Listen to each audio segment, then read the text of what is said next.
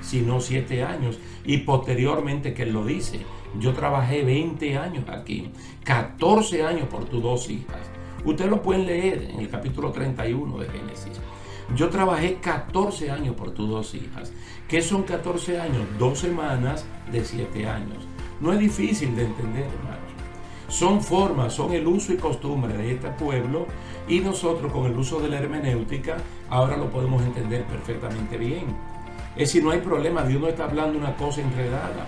70 semanas están determinadas sobre tu pueblo y sobre tu santa ciudad. Y como Él está entendiendo lo que le están revelando, Él sabe que son 490 años. Y Él...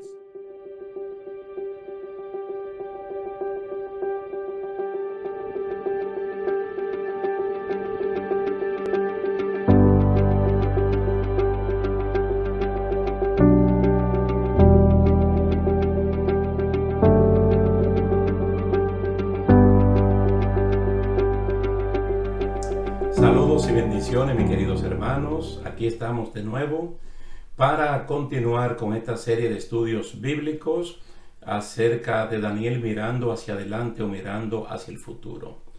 De las 70 semanas, del capítulo 9 de su libro, nos falta ver la última parte.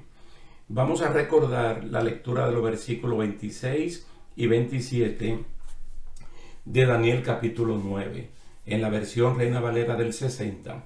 Y después de las 62 semanas se quitará la vida al Mesías, mas no por sí. Y el pueblo de un príncipe que ha de venir destruirá la ciudad y el santuario.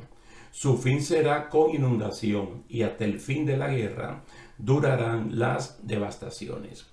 Aquí hay que prestar atención inmediatamente, antes de entrar a la explicación, porque este versículo 26 en el medio presenta un pueblo y un príncipe. Y hay que tomar eso bien en cuenta. Y lo que va a hacer ese pueblo, que es destruir la ciudad de Jerusalén y el santuario. El santuario es el templo. Y nosotros sabemos que el Imperio Romano fue que destruyó la ciudad de Jerusalén en el año 70 y también destruyó completamente el templo hasta el día de hoy. Casi 2000 años después no hay templo en Jerusalén porque fue destruido por esta gente. El verso 27 dice, y por otra semana confirmará el pacto con muchos. A la mitad de la semana hará cesar el sacrificio y la ofrenda. Después, con la muchedumbre de las abominaciones, vendrá el desolador hasta que venga la consumación y lo que está determinado se derrame sobre el desolador. Yo creo que estamos muy familiarizados con esa lectura, pero me gustaría leer el verso 27 en la Nueva Traducción Viviente. El verso número 27 en la Nueva Traducción Viviente. Dice, el gobernante firmará un tratado con el pueblo por un periodo de un conjunto de 7. Pero al cumplirse la mitad de ese tiempo pondrá fin a los sacrificios y a las ofrendas. Como punto culminante de todos sus terribles actos, colocará un objeto sacrílego que causa profanación hasta que el destino decretado para este profanador finalmente caiga sobre él. Es decir, estamos hablando de la abominación desoladora.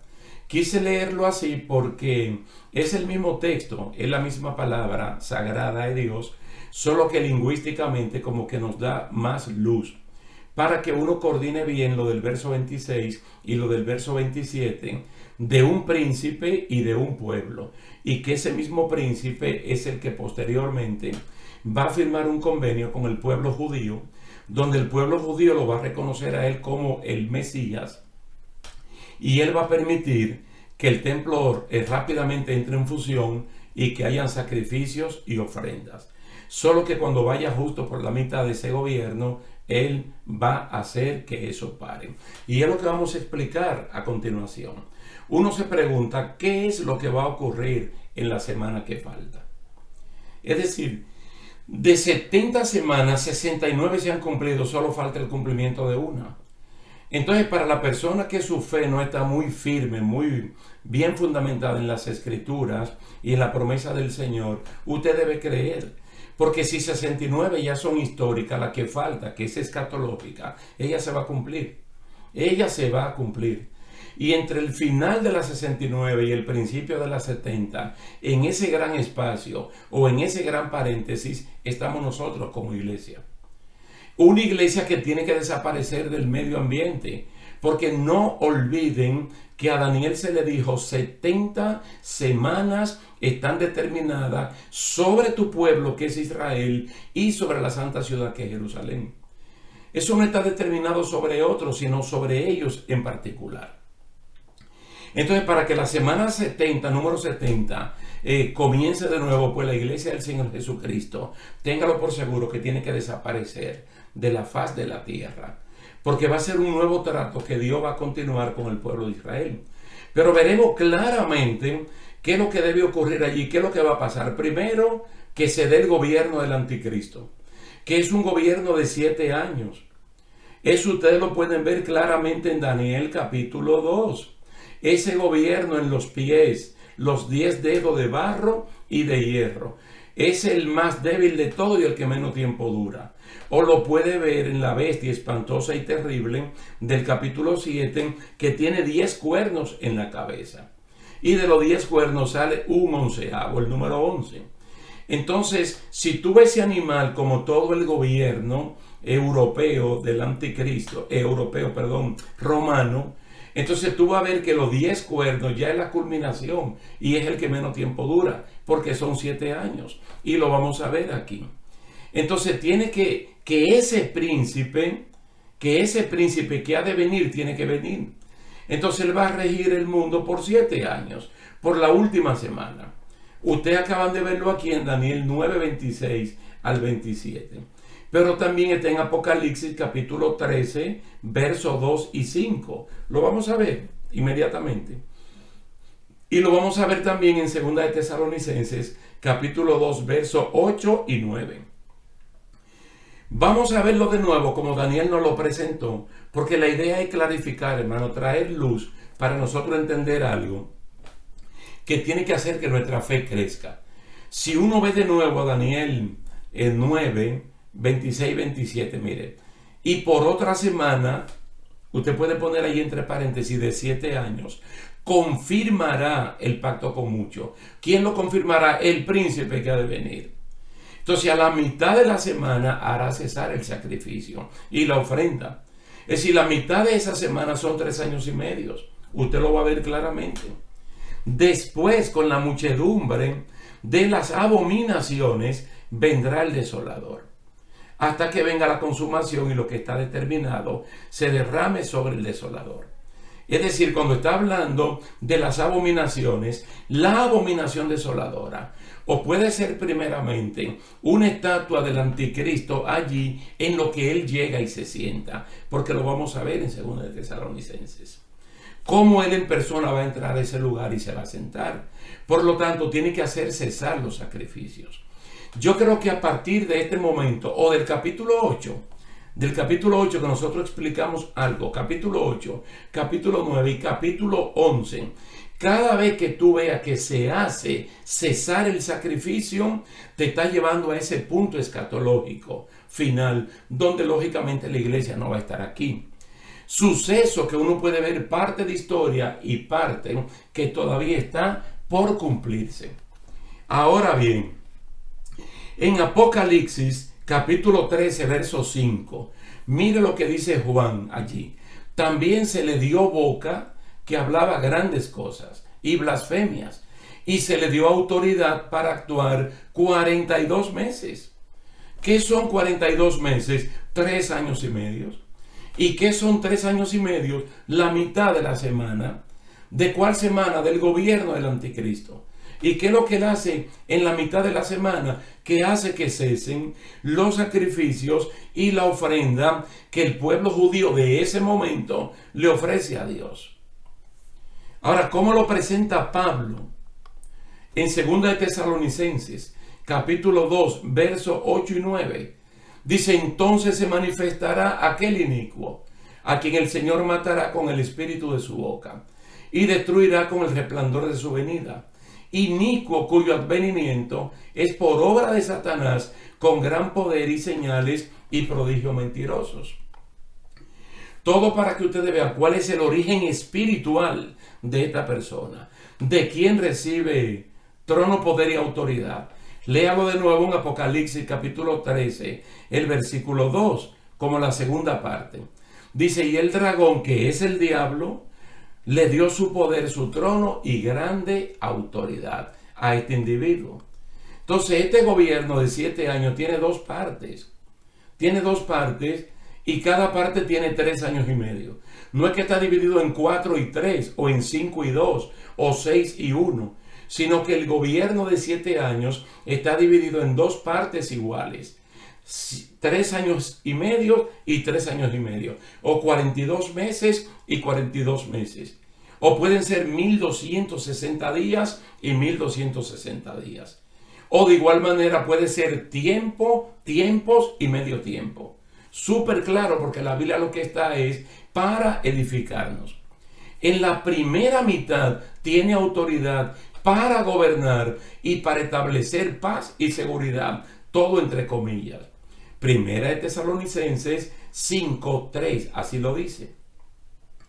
Y por eso lo que acabamos de leer dice que se le dio para que él gobierne por 42 meses. Es decir, la primera mitad de su gobierno él va a hacer todo lo que él quiera hacer. Los santos que viven en ese tiempo, los creyentes que viven en ese tiempo, tienen que ser pacientes. Porque no importa que reprendan, que oren, que ayunen, no van a cambiar nada, absolutamente nada. Ese es el tiempo de las tinieblas, ese es el tiempo de ese individuo y ese gobierno hacer lo que tiene que hacer. Ahora, en la segunda mitad se derrama la ira de Dios, en lo que usted y yo conocemos como la gran tribulación. Mateo 24:15, con segunda de Tesalonicenses capítulo 2, verso 4, y Daniel 9:27 afirman que a la mitad del gobierno del anticristo, a la mitad del cumplimiento de la semana 70, él va a entrar en el templo y se va a sentar como la abominación desoladora.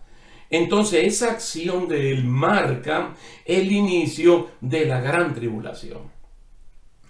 El gobierno de este individuo del anticristo culmina en la batalla del Armagedón, que ya nosotros la estudiamos comenzando en el capítulo 16 de Apocalipsis hasta el capítulo 19. Ahora, ¿cómo termina el gobierno del anticristo en Armagedón? Con la segunda venida visible de Jesucristo. Entonces el anticristo simplemente lo toman preso junto con el falso profeta y lo lanzan al lago de fuego. Y el diablo, Satanás, el dragón, la serpiente antigua, simplemente lo apresan y lo van a meter en una cárcel que se llama el abismo, y allí va a estar por 1000 años. Pero ya eso lo explicamos. Todo eso ustedes lo pueden ver en Apocalipsis 16:16 y Apocalipsis 19:20. La segunda carta a los tesalonicenses para nosotros es un documento muy pero muy importante, porque allí se explica mejor el desarrollo de lo que va a ocurrir en el cumplimiento de la semana 70 de Daniel capítulo 9, ya que allí Dios revela que el misterio de iniquidad, detrás del cual está el diablo, está operando para manifestar al anticristo. Segunda de Tesalonicenses 2:7. Antes de manifestar al anticristo, quien es la abominación desoladora, vendrá un periodo de apostasía, según está allí en 2 de Tesalonicenses 2:3, donde algunos creyentes apostatarán de su fe, escuchando a espíritus engañadores y a doctrinas de demonios. Primera de Timoteo 4:1. Es decir, yo soy de los que creen que el tiempo de la apostasía, o por lo menos de esta apostasía que fue mencionada como escatológica, yo creo que nosotros la estamos viviendo. Hay una frialdad y una tibieza increíble en muchísimos cristianos, con evidencia de sobra, porque nosotros somos los cristianos del mejor momento. Nosotros somos los creyentes de la 11ª hora. La 11ª hora para los judíos era muy importante, porque solo faltaba 1 hora para el pago a los trabajadores. Es decir, trabajamos 1 hora y nos van a pagar igual que lo que han trabajado durante todo el día. Nosotros hemos visto el cumplimiento de prácticamente todo. Entonces no hay ninguna razón como para que un cristiano se quede a sabiendas de que todo lo que el Señor dijo prácticamente lo estamos viendo, hermanos. Escrituralmente y visualmente somos testigos de primera mano. Yo vuelvo y le digo, mire, que de Daniel es fascinante ese libro y por eso hay que estudiarlo. Cuando hablamos de la política mundial, vamos a los capítulos 2 y 7. Y si allí nos está hablando de 6 imperios, incluyendo el de Cristo, y podemos decir que 4 se han cumplido, ¿por qué no creer que los otros 2 se van a cumplir? O cuando hablamos de lo que le dice Gabriel a María. Soy repetitivo en esto porque es muy importante recordarlo.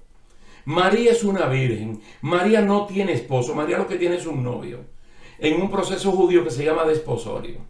Bien cerca ya para consumar el matrimonio. Pero ella misma reconoce, yo soy virgen, yo no conozco hombre, yo no conozco varón, yo no me acuesto con ningún hombre. ¿Cómo puedo salir embarazada sin hombre? Entonces él le dice que va a ser un efecto milagroso de parte del Espíritu Santo. Mire, sale embarazada, nace un niño varón, no nació una niña. Y no eran mellizos, sino un niño varón. Ese niño varón fue llamado Altísimo, fue llamado Jesús, fue grande. Y él va a reinar en el trono de David su padre. No se ha cumplido todo menos el trono de David su padre.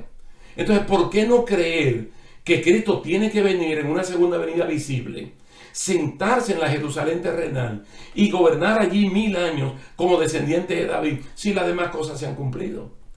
Entonces, a lo que aquí me estoy refiriendo es a ese tremendo periodo de apostasía. Cristianos que por cualquier cosa abandonan al Señor, niegan la fe. Cuando su fe está siendo probada, ellos optan por renunciar a ella. Ellos se quiebran en el primer examen parcial y abandonan el curso por completo y abandonan la carrera. Entonces allí se está hablando de un periodo de apostasía y solamente puede apostatar una persona que es creyente. El impío puede blasfemar, puede maldecir, pero solamente puede apostatar una persona que previamente sea creyente. El diablo no puede manifestar al anticristo porque alguien se lo impide y ese alguien es el Espíritu Santo. Es decir, el anticristo no va a venir cuando el diablo quiera.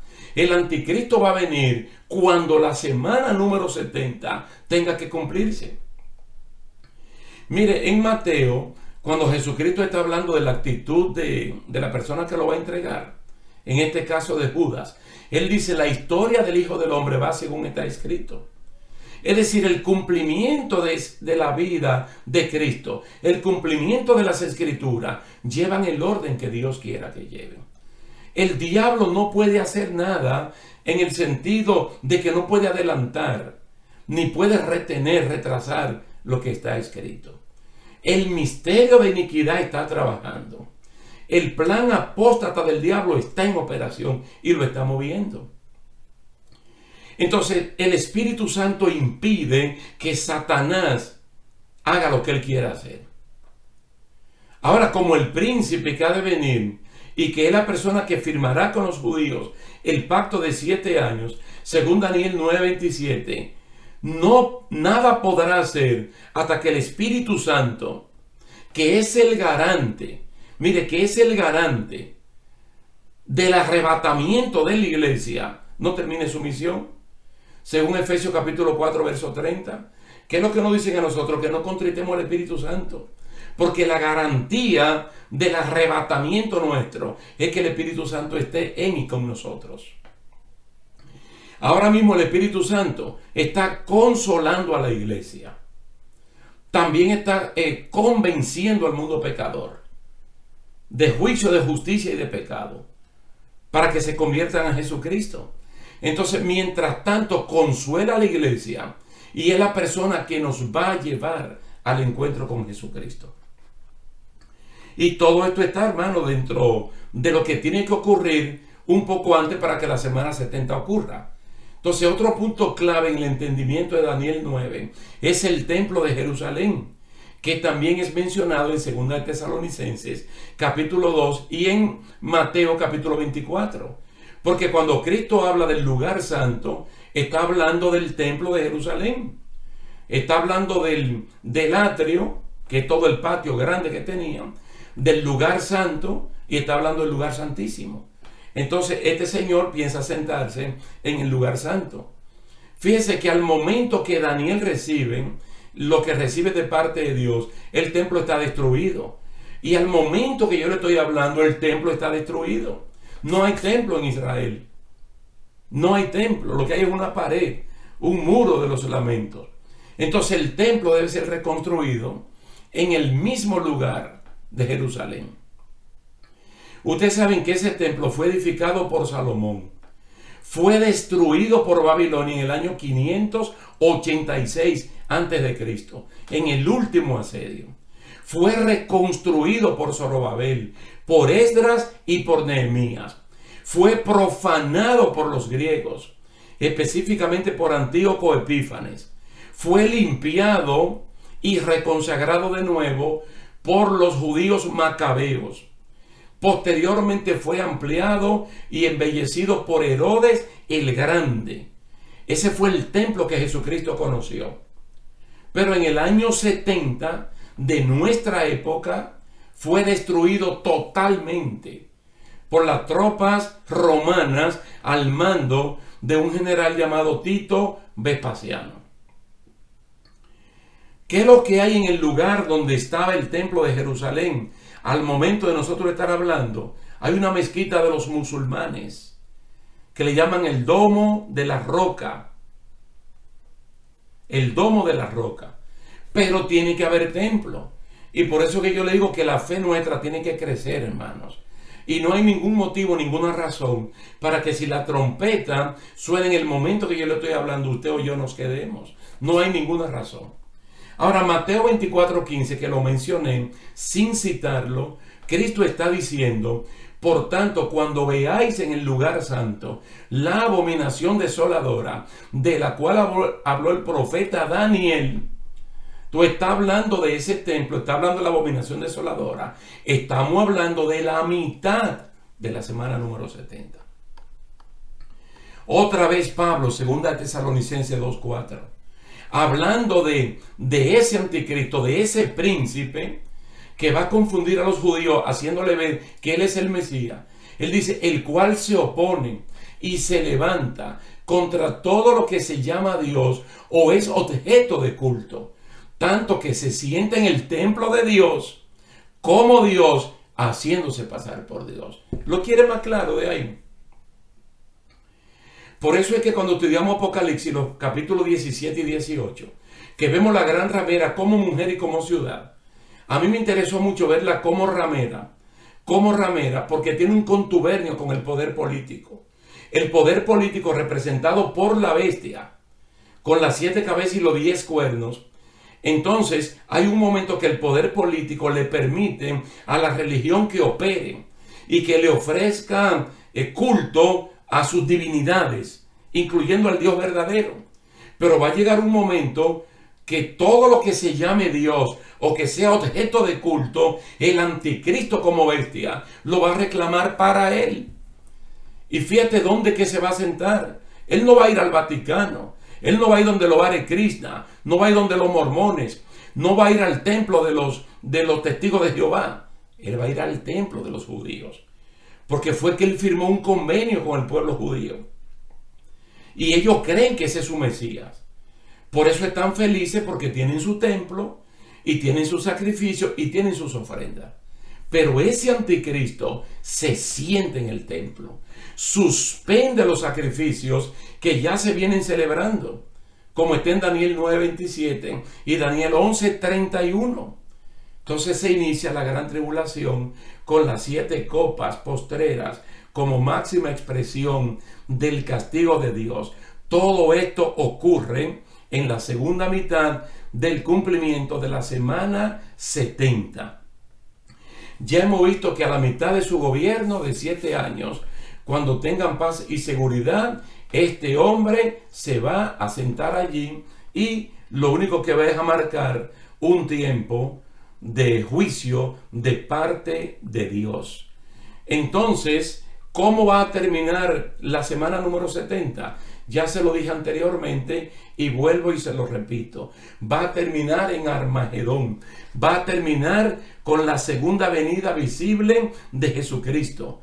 Allí entonces se cumplen literalmente las 70 semanas de Daniel capítulo 9. Entonces se instaura el gobierno milenial de Jesucristo y se cumple Daniel 2, el gobierno de la roca, y Daniel 7, ese hijo de hombre que viene en las nubes. Vamos a dejarlo hasta aquí, dándole gracias a Dios y a ustedes también por la oportunidad prestada e invitándolos para la siguiente ocasión. Dios le bendiga grandemente. Y quienes realmente estaban rodeados eran los enemigos, y que el creyente como Eliseo estaba bien seguro y bien confiado. Aquí el verso 13 le declara algo, porque él tiene el compromiso de declararle a Daniel porque él se ha tardado. Porque desde el primer día que Daniel dispuso su corazón, el Señor estuvo listo y mandó la respuesta, mandó la visión o la revelación. Ahora, ¿por qué yo no llegaba? Porque el príncipe de Persia se me opuso. Aquí está hablando de un principado de parte de Satanás que logró detener a este príncipe de parte de Dios por 21 días.